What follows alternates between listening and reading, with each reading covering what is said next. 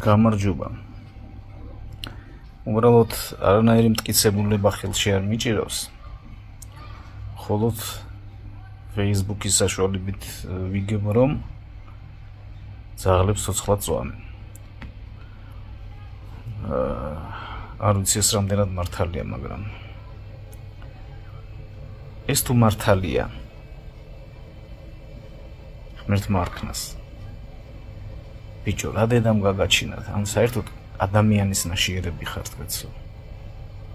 ან ჰაჩიკო არ გინახავთ ფილმი, ან შავყურა თეთრი ბიმი არ გინახავთ, ეს უკვე ჩემ თაობას ეხება. ან ლომა არ გინახავთ, ან კუპატაზე არ გსმენიათ არაფერი კაცო. საზღვარგარეთ ძალიან ბევრი ადამიანი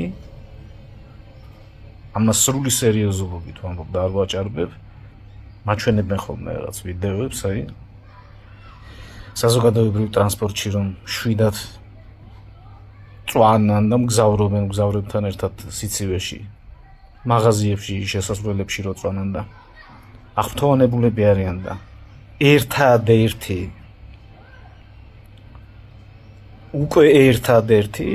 ამით მოსწონთ ჩვენი ქვეყანა და ტურისტები რომ ჩამოდიან, პირველი მაგას აღნიშნავენ, რომ როგორ უყვართ ამ ხალხს ცხოველები. მე კიდევ არ ვიცი ეს რამდენად მართალია, მაგრამ თუ ეს სიმართლეა, ორი ძაღლი მყავს, კანეკორსოს და ლაბრადორის ნაჯვარია ერთი, მეორე არის სუფთა პოინტერი და ერთი კატა მყავს კიდევ. სამივე არის მამრობითი სქესის და არც ერთი არ არის კასტრირებული. ხო და ეს თუ მართალია, აი ჩემმა ცხოველებმა